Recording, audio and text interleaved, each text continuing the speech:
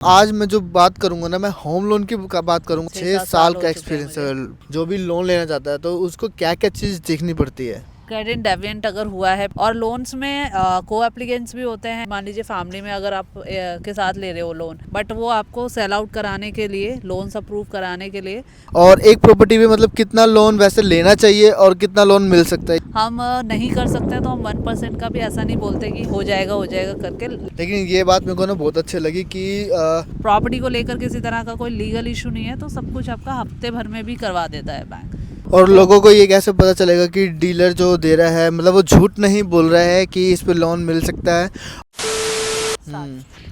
तो welcome back to another video guys. तो आज मैं हूँ सेक्टर 29 में, और वो भी डिस्ट्रिक्ट पार्क में। तो आज मैं कोई लेटेस्ट अपडेट नहीं लेके आया, कोई प्राइस अपडेट नहीं लेके आया और कुछ भी अलग नहीं लेके आया। बस आज जो वीडियो ना बहुत अलग होने वाली है, क्योंकि भाई अब हम प्रॉपर्टी तो देख लेते हैं, लेकिन कुछ बंदे ऐसे हैं जो उस पर ना लोन लेना चाहते हैं। ठीक है, तो आज मैं जो बात करूँगा ना, मैं होम लोन की बात करूँगा। मेरे साथ एक बैंकर आया हुआ है, मिसेस जुलेखा। तो मैं आपको ना उनसे मिलाता हूँ। तो जुलेखा जी, आप कैसी हो? मैं बहुत अच्छी हूँ, थैंक यू जी। हाँ, तो ये है SDFC बैंक में। मेरे ख्याल से ना मुझसे ज़्यादा अच्छा इंटरव्यू ये अपना खुद ही देगी, मतलब अपने बारे में खुद बताएगी। तो थोड़ा सा अपने बारे में बताइए। तो गाइज़, मैं HDFC बैंक में वर्किंग हूँ। तो लोन्स वगैरह हम कराते हैं, most of all type of loans. आपको इस बैंकिंग लाइन में कितना टाइम हो गया? 6 साल, 6 7 साल साल हो का चुके हैं एक्सपीरियंस है मुझे। गाइस, इनको 6 साल का। तो मुझे तो ऐसा लगता है कि ये जो भी बताएंगे ना लोन के बारे में बहुत अच्छा बताएगी। तो बताइए कि एक मतलब किसी भी व्यक्ति को जो भी लोन लेना चाहता है तो उसको क्या क्या चीज़ देखनी पड़ती है।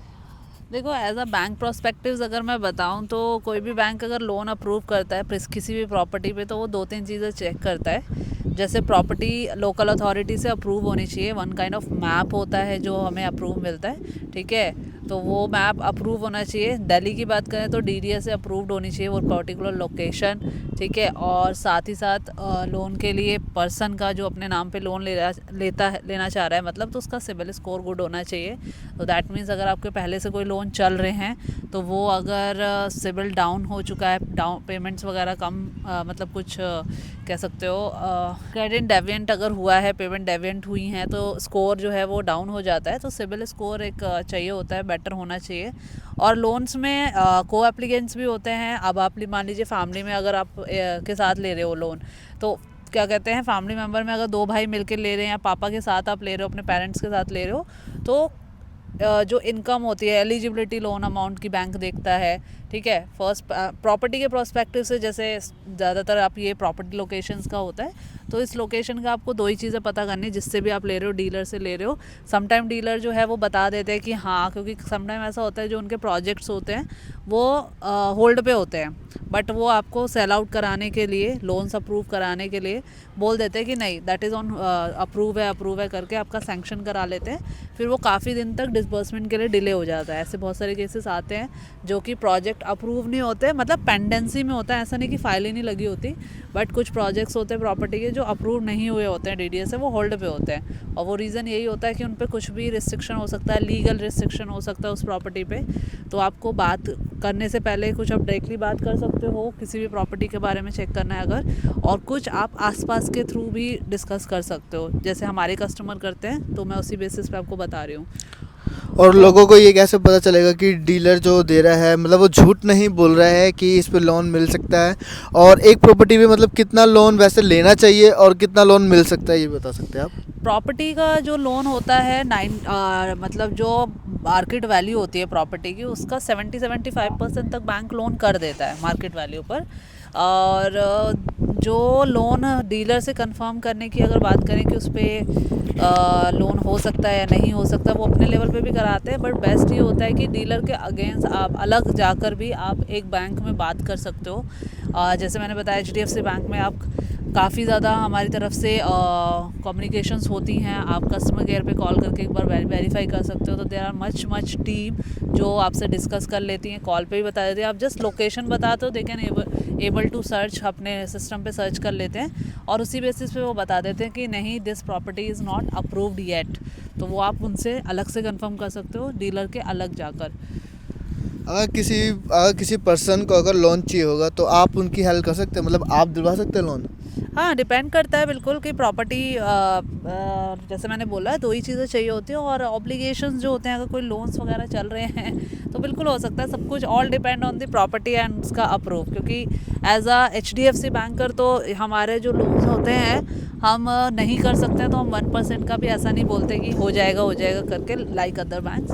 तो होता है कुछ परसेंटेज का कोशिश तो करते हैं, बट ठीक है, ऑल डिपेंड की प्रॉपर्टी अप्रूव होनी चाहिए। थोड़ी बहुत कमीशन तो मेरी बनी जाएगी। बिल्कुल। तो बस यही है कि अपना जो भी होता है लोन लेने के बाद, क्योंकि बैंक भी अपनी सिक्योरिटी रखते हैं, ठीक है, कि कल को अगर कुछ आप लोन नहीं कर पाए डजंट मीन कि आप नहीं कर सकते हैं। सिचुएशन किसी के साथ भी हो सकती है। इंश्योरेंस बेनिफिट भी बैंक इसीलिए देता ही है उसके साथ, ठीक है, जो आपको लेना भी चाहिए। बहुत सारे कस्टमर्स जो है उसको नहीं लेना चाहते हैं, no I have a term insurance, मैंने कराए हुए हैं अपना, कुछ ऐसा होगा वैसा होगा, नहीं। पर होम लोन में हम मैंडेटरी रखते हैं, चाहे उसका माइनर अमाउंट ही हो। इंश्योरेंस के बिना लोन नहीं करता है बैंक अपनी सिक्योरिटी के लिए, क्योंकि छोटे अमाउंट के लोन नहीं होते। 10 लाख 15 लाख इस अमाउंट का नहीं होता। दिल्ली की लोकेशंस पे तो है ही नहीं। 40-50 lakh is a minimum value कि जिसका लोन करता है बैंक, ठीक है। तो यही होता है, इतने अमाउंट का रिस्क नहीं ले सकता बैंक, तो इस वजह से सिक्योरिटी बहुत मैटर करती है। तो प्रॉपर्टी अगर 1% भी किसी चीज़ का उसमें ग्लिच आ जाए, कुछ ऐसा लगे कि ये आगे जाके नहीं हो पाएगा पेमेंट, या कस्टमर की प्रोफाइल पर ऐसा लगता है कि जो, हाँ, इसमें ये भी होता है कि अगर आप सैलरीड प्रोफाइल के पर्सन हो और आपकी जो कंपनी है वो मान लीजिए अगर प्रॉफिट गेन वाला होता है, मतलब लिस्ट होती है हर एक बैंक की अपनी कि इस कंपनी पे हम लोन देते हैं या नहीं देते हैं, आपकी जॉब सिक्योरिटी के प्रोस्पेक्टिव से, आप कितने साल से वर्किंग है, सारी चीज़ें बहुत ज़्यादा चेक होती हैं। वो तब जब कुछ भी इशू लगता है प्रॉपर्टी को लेकर या आपके सिबिल को लेकर, आपकी क्रेडिट डेबिट बिहेवियर को लेकर, तो वो जब अगर सब कुछ स्मूथ है तो फिर कोई प्रॉब्लम नहीं होती। 10 से 15 दिन का पूरा टाइम पीरियड बैंक लेता है सारी चीज़ों को चेक करने के बाद, आपके डॉक्यूमेंट सबमिट होने के बाद, और 10 से 15 दिन में आपका डिसबर्स हो जाता है लोन। अगर आपको जल्दी भी कराना है 10 to 15 डेज़ आप लेके चलो कि बहुत ईजिली हो जाते हैं। इससे कम में भी टाइम में भी हो जाता है। एज आई टोल्ड कि सब कुछ स्मूथ होना चाहिए, सारी चीज़ें अगर अप्रूव्ड है, कोई ग्लिच नहीं है, कोई ऑब्लिगेशन नहीं है, प्रॉपर्टी को लेकर किसी तरह का कोई लीगल इशू नहीं है, तो सब कुछ आपका हफ्ते भर में भी करवा देता है बैंक। ऑब्वियसली बैंक लोन लेने में देर क्यों करेगा। ये बात तो, लेकिन ये बात मेरे को ना बहुत अच्छी लगी कि लोन के अगेंस्ट ना वो इंश्योरेंस भी कर रहा है। ये बहुत बेस्ट चीज़ लगी मेरे को बैंक की। हाँ, इंश्योरेंस आपका बेसिकली अब आप बोलोगे कि एज अ बैंकर मैं बोल रही हूँ, बट कभी आप पर्सनल पॉइंट ऑफ व्यू से भी सोचोगे तो इंश्योरेंस किसी का भी वो होता है, फैमिली का लॉस होता है, आपका लाइफ लॉस जो है, सिर्फ आपका फाइनेंशियल लॉस को भी वो कवर करते हैं, तो फाइनेंशियल लॉस भी कवर करते हैं, ठीक है। किसी का मेंटली लॉस हम नहीं कवर कर सकते, तो एज अ इंश्योरेंस आपकी फाइनेंशियल हेल्प तो करता ही है। तो बस इसीलिए होता ही है इंश्योरेंस। तो गाइस देखो, सारी डिटेल्स तो आपने बता ही दिया आई थिंक। हाँ, आई थिंक सो, इतनी ही चीज़ें ज़रूरत होती हैं आई थिंक सो। बाकी तो सैलरी प्रोफाइल, हाँ, लोन की एलिजिबिलिटी की भी अगर मैं बात करूँ, बहुत से कस्टमर्स की नहीं बन रही होती बट दे नीड, तो उसमें आप को एप्लीकेंट, जैसे मैंने बोला था कि फैमिली मेम्बर के साथ जब आप लेते हो ना, तो आपकी जो इनकम होती है वो ऐड हो जाती है, तो आपका जो इनकम के साथ मिलाकर फिर आपकी एलिजिबिलिटी वैल्यू चेक होती है। हाँ, जैसे हम लाइक लेट्स सपोज हम दोनों मिलकर कोई लोन ले रहे हैं, तो आपका जो एलिजिबिलिटी होगी, इनकी एनुअल इनकम और मेरी एनुअल इनकम को मिलाकर उसका कॉम्बिनेशन देखा जाता है, फिर उस पर एलिजिबिलिटी बनती है, तो उससे आपकी लोन की एलिजिबिलिटी ज़्यादा बन जाती है। अगर आप मैं अकेले लूँगी तो लोन का अमाउंट मुझे कम मिलेगा। इवन ये होता है कि हाँ, ऑब्लिगेशंस पे भी फ़र्क पड़ जाता है, ऑलरेडी कोई लोन्स अगर चल रहे हैं तो वो सारी चीज़ें होती हैं। बाकी तो हाँ, most of the I have covered. अच्छा, तो गाइस, तो आज की वीडियो के लिए बस इतना ही, और बाकी मैं ना एक नंबर भी मैं छोड़ दूंगा डिस्क्रिप्शन में, तो आप जो मतलब जो भी आपने पूछना है ना, तो वो उस नंबर से अपना मैसेज करके पूछ सकते हैं। तो आज की वीडियो के लिए बस इतना ही, आपसे मिलते हैं नेक्स्ट वीडियो में। बने रहना हमारे साथ लेटेस्ट वीडियो के अपडेट के लिए। Thank you.